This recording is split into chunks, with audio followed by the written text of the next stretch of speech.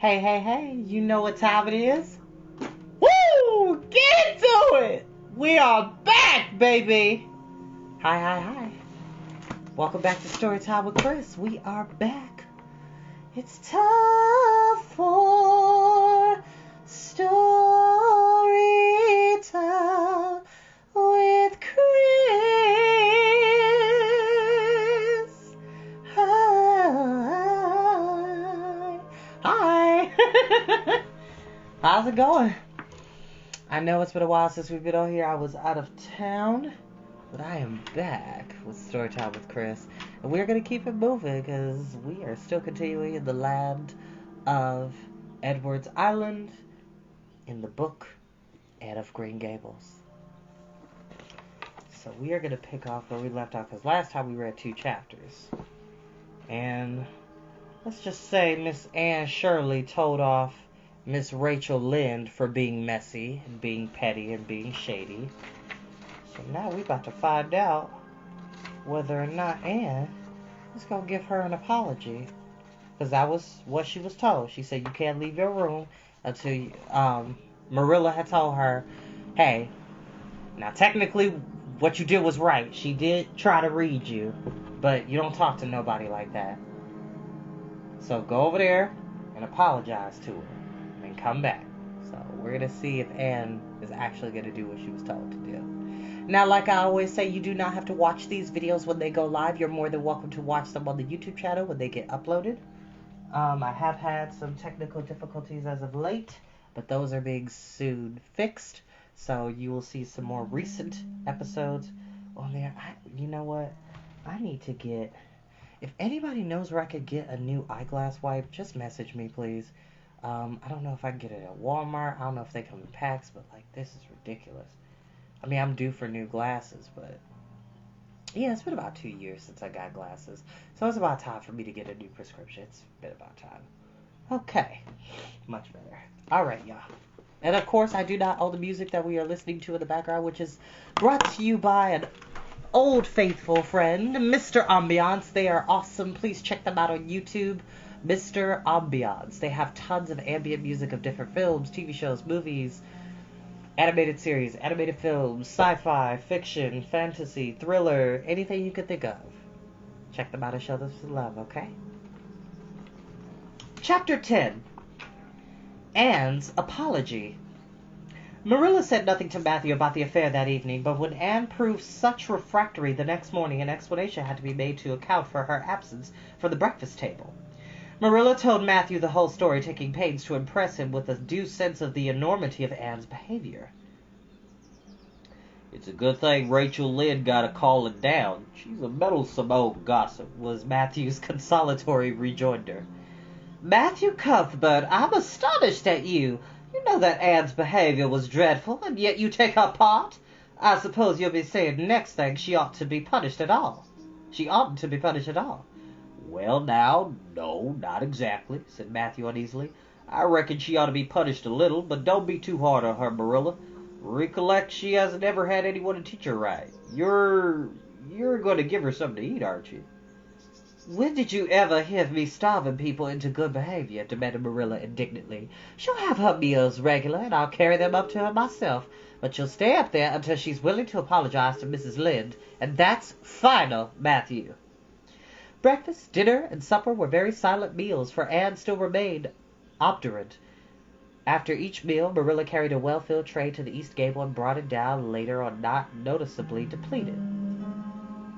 Matthew eyed its last descent with a troubled eye. Had Anne eaten anything at all? So, obdurate is a word to describe... It's a very fancy way of saying stubbornness, or being stubborn, or unwilling to be moved.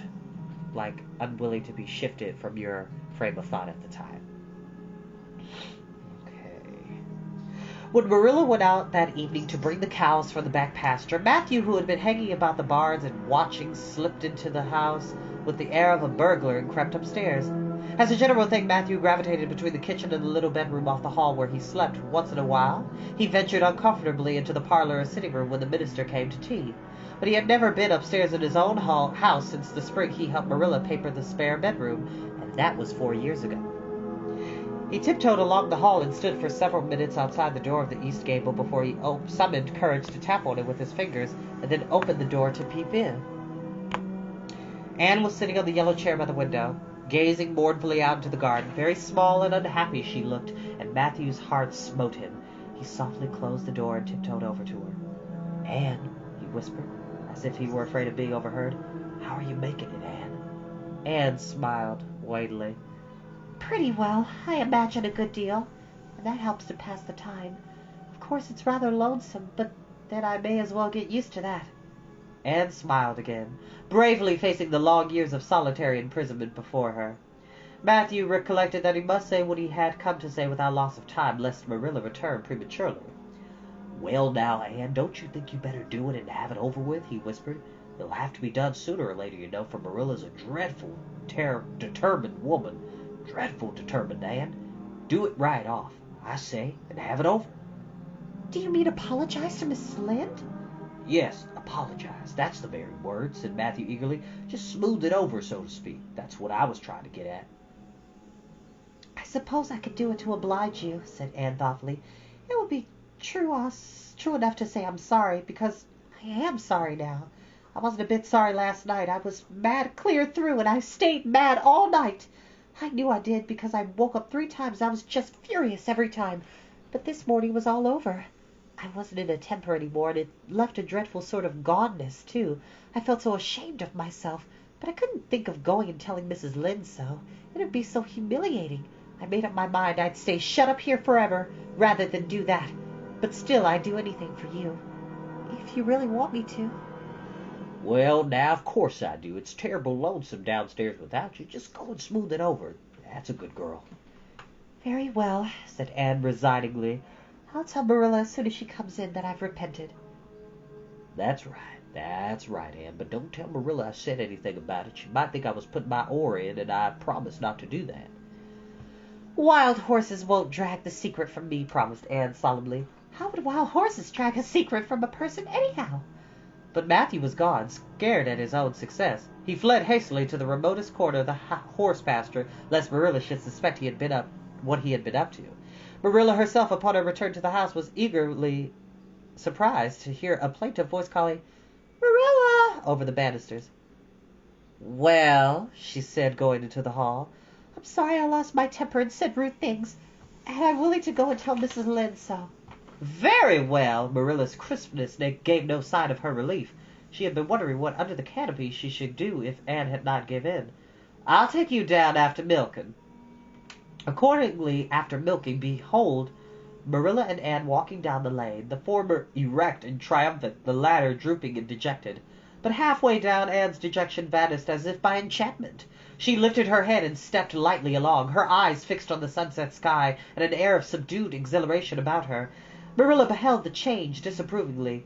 This was no meek penitence such as it behaved her to take into the presence of the offended Mrs. Lynde. "What are you thinking of, Anne?" she asked sharply. "I'm imagining out what I must say to Mrs. Lynde," asked Anne dreamily. This was satisfactory, or should have been so. But Marilla could not rid herself of the notion that something in her scheme of punishment was going askew. Anne had no business to look so ramped and radiant. Ramped and radiant, Anne continued until they were in the very presence of Mrs. Lynde, who was sitting knitting by her kitchen window. Then the radiance vanished. Mournful penitence appeared on every feature. Before a word was spoken, Anne suddenly went down on her knees before the astonished Mrs. Lynde and held out her hands beseechingly.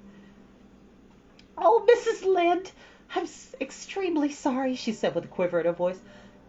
"I could never express all my sorrow. No, but if I used up a whole dictionary, you must just imagine it. I behaved terribly to you, and I've disgraced the dear friends, Matthew and Marilla, who have let me stay at Green Gables, although I'm not a boy. And I'm dreadfully wicked and an ungrateful girl, and I deserve to be punished and cast out by respectable people forever. It was wicked of me to fly into a temper because you told me the truth. It was the truth. Every word you said was true. My hair is red, and I'm freckled and skinny and ugly. What I said to you was true, too, but I shouldn't have said it. Oh, Mrs. Lynde, please, please forgive me. If you refuse, it will be a lifelong sorrow to me. You wouldn't like to inflict a lifelong sorrow on a poor little orphan girl, would you? Even if she had a dreadful temper? Oh, I'm sure you wouldn't. Please say you forgive me, Mrs. Lynde." love Anne. I love her so much. Anne clasped her hands together, bowed her head, and waited for the word of judgment. There was no mistaking her sincerity. It breathed in every tone of her voice. Both Marilla and Mrs. Lynde recognized its unmistakable ring, but the former understood in dismay that Anne was actually enjoying her valley of humiliation, was reveling in the thoroughness of her abasement. Where was the wholesome punishment upon which she and Marilla had plumed herself? Anne had turned into the species of positive pleasure. Good Mrs. Lynde, not being overburdened with perception, did not see this. She only perceived that Anne had made a very thorough apology, and all resentment vanished from her kindly, if somewhat officious heart. There, get up, child, she said heartily. Of course I forgive you. I guess I was a little too hard on you anyway. But I'm such an outspoken person, you just mustn't mind me, that's what. Can't be denied your hair is terrible red, but I knew a girl once, went to school with her, in fact, whose hair was might as red as yours when she was young, but she grew up in it, darkened to a real handsome auburn. I would be a mite surprised if yours did, too. Not a mite. Oh, Mrs. Lynde, Anne drew a long breath as she rose to her feet. You've given me a hope. I shall always feel that you are a benefactor. Oh, I could endure anything if I only thought my hair would be a handsome auburn when I grew up. It would be so much easier to be good if one's hair was a handsome auburn, don't you think? And now may I go out into your garden and sit on that bench under the apple trees while you and Marilla are talking? There is so much more scope for imagination out there. Laws, yes. Run along, child, and you can pick a bouquet of them white June lilies over in the corner if you like. As the door closed behind Anne, Mrs. Lynde got briskly up to light a lamp. She's a real odd little thing. Take this chair, Marilla. It's easier than the one you've got. I just keep that for the hired boy to sit on. Yes, she certainly is an odd child, but there's something kind of taking about her after all. I don't feel so surprised at you, Matthew, keeping her as I did, nor so sorry for you either. She may turn out all right. Of course, she has a queer way of expressing herself. A little too kind of forcible, you know. But she'll likely get over that now she's come to live among civilized folks, and that her temper's pretty quick, I guess. But there's one comfort. A child that has a quick temper just blaze up and cool down. Ain't never likely to be sly or deceitful. My apologies, y'all. I had a little technical issue with my video, but I'm back. Preserve me from a sly child, that's what. On the whole, Marilla, I kind of like her. When Marilla went home, Anne came out of the fragrant twilight of the orchard with a sheaf of white narcissi in her hands. I apologized pretty well, didn't I? She said proudly as they went down the lane. I thought since I had to do it, I might as well do it thoroughly. You did it thoroughly, all right, was Marilla's comment. Marilla was dismayed at finding herself inclined to laugh over the recollection.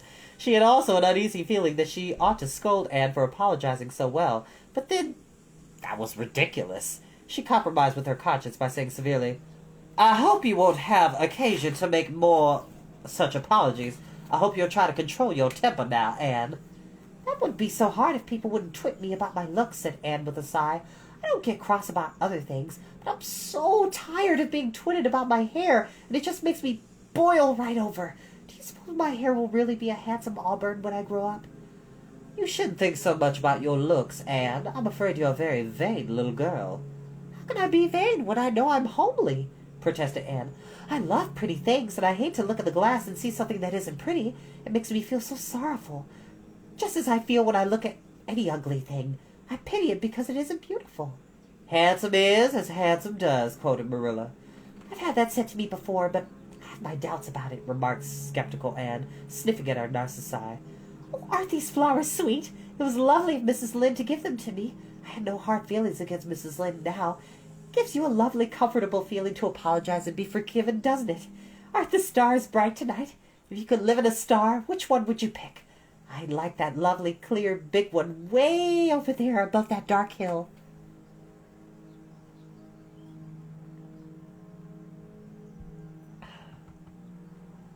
And do hold your tongue, said Marilla, thoroughly worn out trying to follow the gyrations of Anne's thoughts.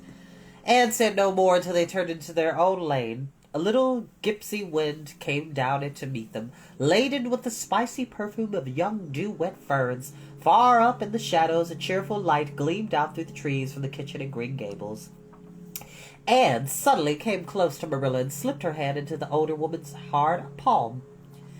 It's lovely to be going home and know it's home, she said.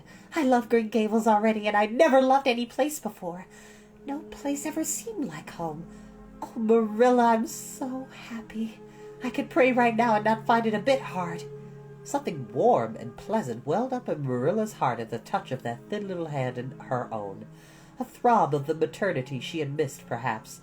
Its very accustomedness and sweetness disturbed her. She hastened to restore her sensations to their normal calm by inculcating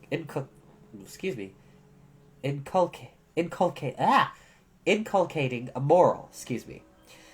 If you'll be a good girl, you'll always be happy, Anne, and you should never find it hard to say your prayers. Saying one's prayers isn't exactly the same thing as praying, said Anne meditatively, but I'm going to imagine that I'm the wind that is blowing up there in those treetops. When I get tired of the trees, I'll imagine I'm gently waving down here in the ferns. And then I'll fly over to Mrs. Lynde's garden and set the flowers dancing. And then I'll go with one great swoop over the clover field. And then I'll blow over the lake of shining waters. And I'll ripple it up into little sparkling waves. Oh, there's so much scope for imagination in a wind. So I'll not talk any more just now, Marilla. Thanks be to goodness for that, breathed Marilla in devout relief. And that is where we will end for today. I will see you all another time. For those who are watching on Facebook, we will see you all tomorrow afternoon for Howl's Moving Castle. And it's going to be a bit special because we're reading the last 2 chapters. But let's see, we're on chapter 11 next time we're here, and this book is a bit lengthy, but the chapters are not that bad. Oh, wow. Oh, wow. I just noticed this, y'all. Okay, so I thought I was tripping, but there's recipes in this. Oh, wow. It's like a pound cake recipe in here, which my auntie Smooches makes the best pound cake. I don't care what nobody says. She makes the best homemade pound cake. Pardon me. So there are 38 chapters in this book. We're on chapter 11, so we're still doing pretty good. Once we get to...